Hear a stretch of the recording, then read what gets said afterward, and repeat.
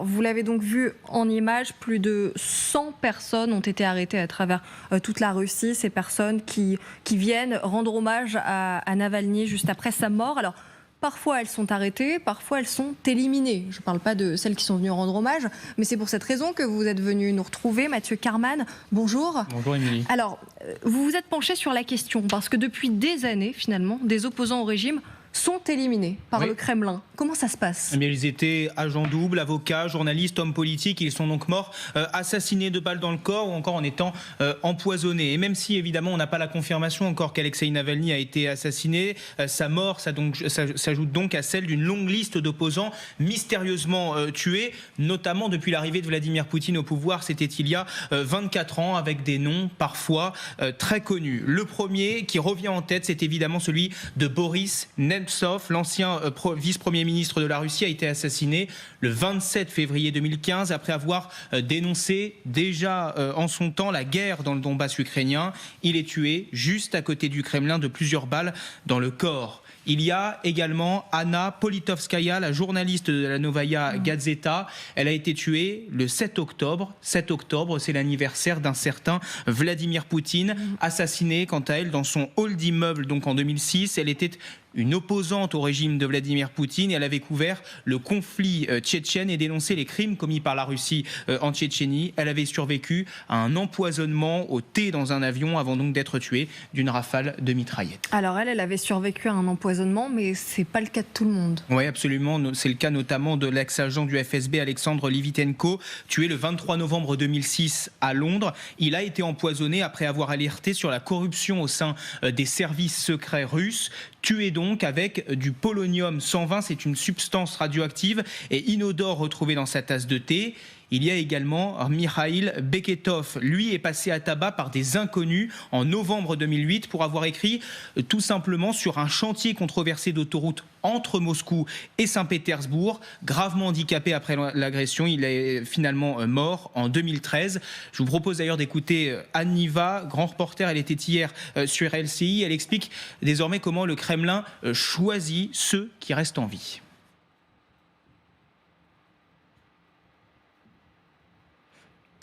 On l'écoutera tout à l'heure, c'est pas grave. Aniva arrivera tout à l'heure. Et évidemment, comment ne pas penser à Yevgeny Prigojine, l'ancien leader de la milice Wagner, tué mystérieusement dans le crash de son avion après avoir fait, on s'en souvient évidemment, une tentative de putsch en juin dernier. Il est mort le 23 août, donc quelques mois après.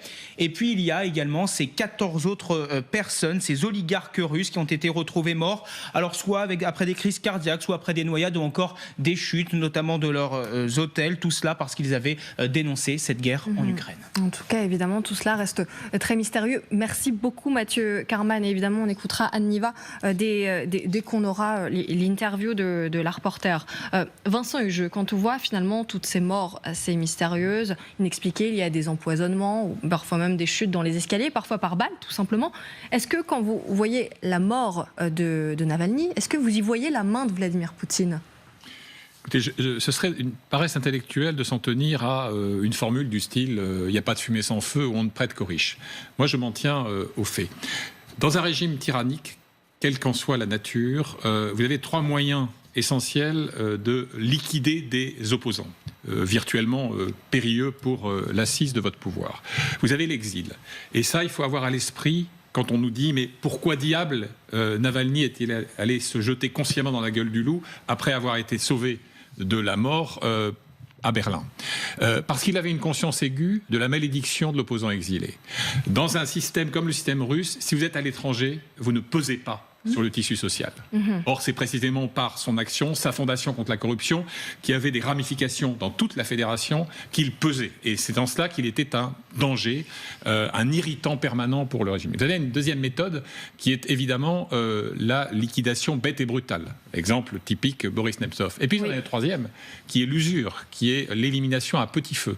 Et c'est, à mon sens, le choix qui a été fait. Donc, pour revenir à votre question, lorsque, par exemple, l'Union européenne dit qu'elle tient le régime russe pour seul responsable de la mort de Navalny, comment contester cette assertion parfaitement élémentaire.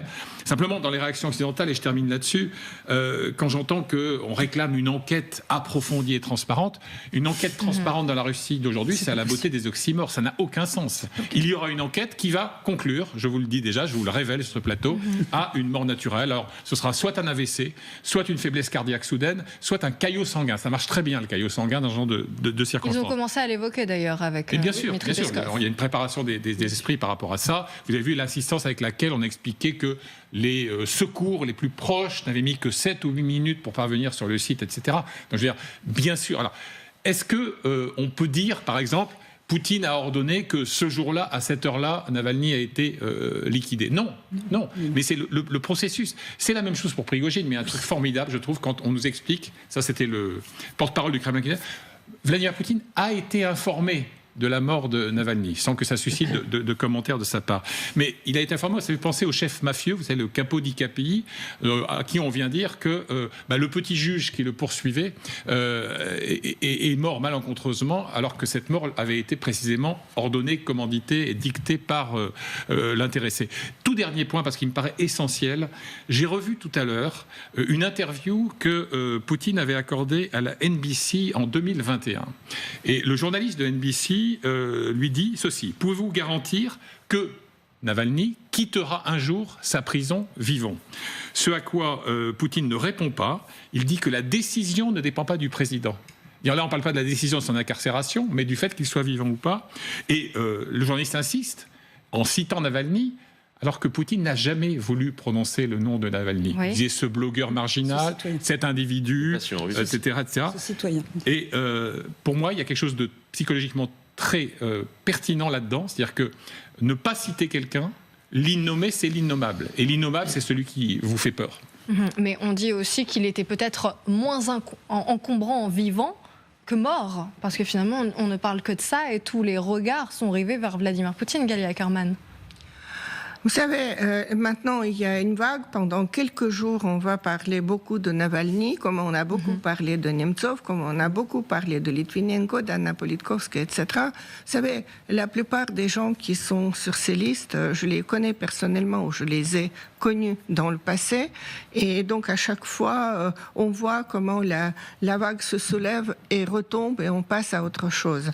Navalny était très dangereux pour le pouvoir. Je vais vous dire pourquoi. Parce que déjà en 2020, quand il y a eu cette tentative d'empoisonnement, dans quel contexte ça s'est produit?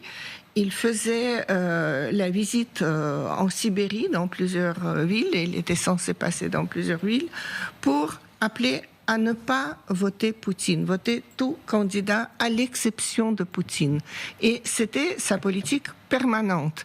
Et il a soutenu depuis sa prison, qui n'est même pas l'une des plus dures, c'est la plus dure, cette colonie pénitentiaire, le Loup polaire, c'est la colonie pénitentiaire la plus dure de toute la Russie.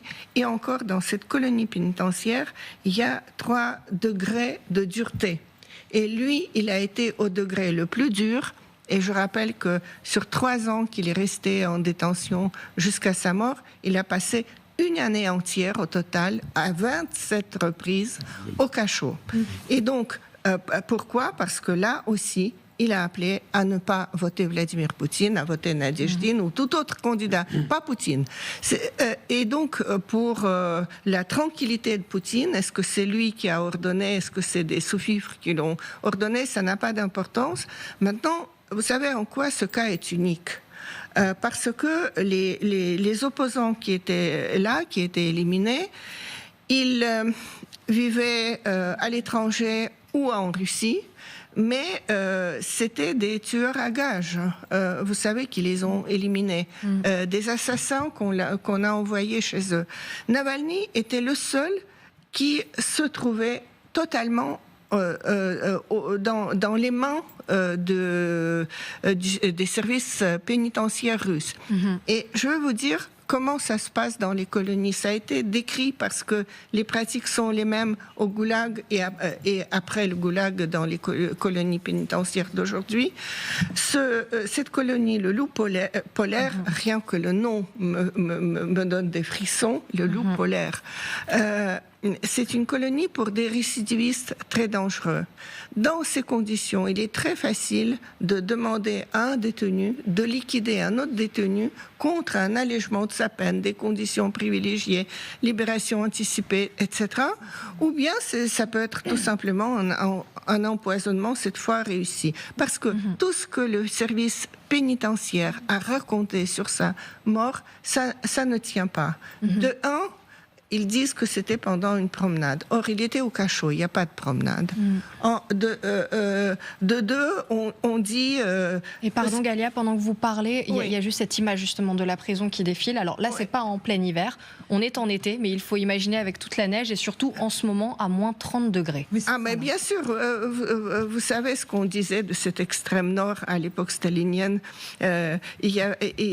C'était dit au sujet du Kolyma, mais cette colonie-là, elle n'est pas Kolyma à l'Extrême-Orient, mais c'est aussi au-delà de cercle polaire que voilà, cette contrée, c'est un pays merveilleux où il y a l'hiver 11 mois par an et le reste c'est l'été. Et donc, je pense que Navalny a pu être éliminé. On ne saura jamais si c'est un ordre direct de Poutine ou si c'était pour plaire à Poutine, mais en tout cas ça vient à un moment très opportun parce que rien ne doit troubler l'élection triomphale de Vladimir Poutine pour un nouveau mandat. D'après vous, donc, on ne saura jamais. Aline Lebailly-Kremer, vous vouliez ajouter quelque chose ? Ajouter que dans les dernières déclarations de Navalny, notamment autour du 31 décembre, malgré son humour grinçant, il avait quand même expliqué et il avait fait une remarque cynique en invoquant cette scène de film de The Revenant avec Leonardo DiCaprio qui survit en se cachant dans les entrailles d'un cheval. Il y a une scène culte de cinéma hollywoodien, il avait dit pour survivre à cet endroit-là, il me faudrait rentrer dans les entrailles d'un éléphant. Le problème, c'est qu'a priori, à cet endroit du monde, il n'y a pas d'éléphant. Donc en réalité, quand on dit qu'il allait très bien et que tout allait très bien et qu'il avait l'air plutôt serein, etc., c'est pas derrière l'humour grinçant, il y avait quand même quelqu'un qui nous dit je vais mourir, ça arrive parce qu'effectivement, il n'y a pas d'éléphant en Sibérie. Et je voulais noter aussi que dans la liste des opposants, il y a tout ce qui est de l'ordre du contre-pouvoir, c'est les marques aussi d'une dictature, c'est-à-dire qu'il y a Anna Politkovskaya, ce n'est pas une opposante politique, c'était une journaliste qui enquêtait sur les crimes perpétrés en Tchétchénie. On a Anastasia Babureva, qui était journaliste aussi, stagiaire à Novaya Gazeta. Il manque aussi peut-être Natalia Estemirova, que je connais un petit peu, qui était aussi... mais je sais bien, tellement il y en a. Mais ce que je veux dire par là, c'est que c'est la destruction de tout contre-pouvoir, pas forcément l'opposant politique. C'est-à-dire qu'il y a en Russie en ce moment destruction de la société civile, des journalistes qui disparaissent, qui ne peuvent plus exercer leur métier, qui sont exécutés dans certains cas. Donc c'est tout ça qui se met en place et ce qui est vraiment la marque d'une dictature en marche et depuis extrêmement longtemps. Natalia Estemirova, c'était en 2009 et elle travaillait pour l'ONG Mémorial. Elle était journaliste, elle travaillait pour l'ONG. Aurélien Duchesne. Quand on met en perspective le meurtre d'Alexei Navalny, si on complète la liste, il y a aussi Sergei Magnitsky. Alors lui, c'était sur les affaires de corruption. Estemirova, c'était les droits de l'homme. Et si on remonte au tout début de la pile, ce n'est pas un meurtre, mais c'était le règlement de compte qu'a fait Poutine à Yuri Skouratov. Là, il avait utilisé le compromat. Yuri Skouratov était un procureur courageux qui était en train de mettre en danger le pouvoir et la mainmise d'Eltsine en révélant des affaires de corruption. Le premier fait d'armes poutinien, la base peut-être de son pouvoir et de sa montée en puissance, c'était en tant que directeur du FSB d'avoir fait un compromat sexuel pour éliminer Skouratov. Et bien tout ça rappelle une chose, et que la plupart des grands meurtres politiques les plus saisissants qu'on a eu, la grande litanie, plus d'une quinzaine de noms connus, c'est entre 2000 et 2010. Et c'est à cette époque qu'on a encore des gens, y compris en France, qui nous disent que Poutine reste un allié de l'Occident contre le terrorisme. Poutine, c'est un Européen incompris. C'est, comme on le disait, Erdogan à l'époque. Mais non, c'est pas un islamiste, c'est un modéré qu'on peut faire entrer dans l'Union européenne. On nous disait la même chose de Poutine. Donc quand on nous dit aujourd'hui que le meurtre de Navalny ou de Nemtsov, il y a 7 ans, c'est une surprise et une radicalisation de la Russie qui change de dimension, ça fait 20 ans qu'on était prévenus et ça fait 20 ans que des gens qui sont, pour certains aujourd'hui encore au Quai d'Orsay ou autres, se plantaient totalement sur la vraie nature du régime de Poutine. Je ne vais pas dire que c'est l'Occident qui est comptable de ces meurtres, mais ça fait 20 ans qu'on avait de quoi voir venir là-dessus. Vincent Hugeux, juste une dernière chose sur le mode opératoire. Tuer quelqu'un à petit feu, ça ressemble beaucoup au Kremlin. Ça a souvent été fait parce qu'on voyait beaucoup de morts par balle, d'empoisonnement. Mais, comme je disais tout à l'heure, il y a différentes modalités, mais vous pouvez effectivement choisir de vaincre, de terrasser quelqu'un à l'usure. Là, on sait très bien qu'il avait été affaibli par la tentative d'empoisonnement, dont il a réchappé miraculeusement, il faut le dire. Il a été affaibli par sa propre grève de la faim. Il a été affaibli par un régime carcéral extrêmement féroce, où on est très mal nourri et peu ou pas soigné. Donc oui, ça fait partie des modalités de liquidation des opposants vues du Kremlin.